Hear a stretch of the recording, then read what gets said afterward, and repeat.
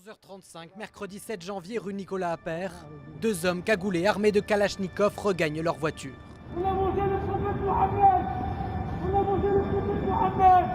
Les frères Kouachi revendiquent l'assassinat des dessinateurs de Charlie Hebdo, quelques minutes plus tôt. Lorsqu'ils arrivent boulevard Richard Lenoir, ils tuent froidement Ahmet Merabet, un policier venu en renfort. Très vite, ce sont des dizaines d'ambulances, de pompiers qui investissent les lieux. On découvre que la plupart des dessinateurs, des journalistes, des collaborateurs de Charlie Hebdo présents ce matin-là viennent d'être assassinés. 21h17, France-Allemagne se joue depuis 16 minutes.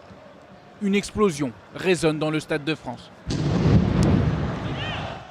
Quelques minutes plus tard, une seconde.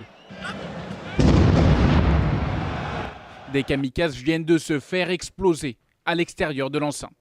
Quasi simultanément, dans Paris, les fusillades se multiplient.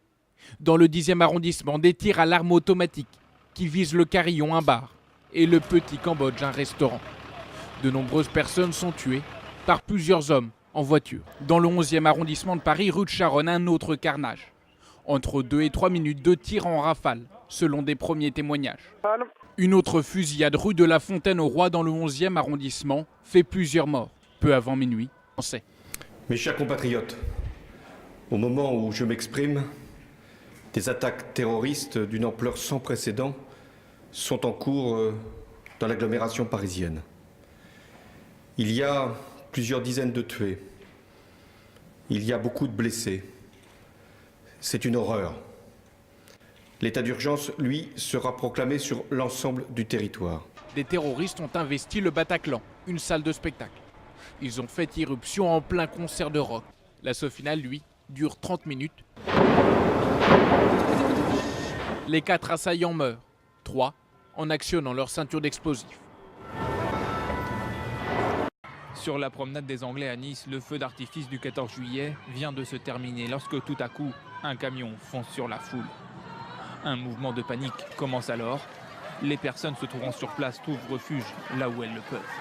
Les ambulances, elles, évacuent les nombreux blessés. Mais pour beaucoup, il est déjà trop tard. La préfecture des Alpes-Maritimes évoque un attentat et conseille aux habitants de rester chez eux. Des coups de feu résonnent. Un automobiliste comprend qu'un drame s'est produit. Sous ses yeux, la police vient d'être frappée sur les Champs-Élysées. Une Audi A4 grise s'arrête à leur hauteur. Un homme en sort, Kalachnikov à la main, et ouvre le feu sur le camion. Assis sur le siège conducteur, un policier est mortellement touché devant des témoins.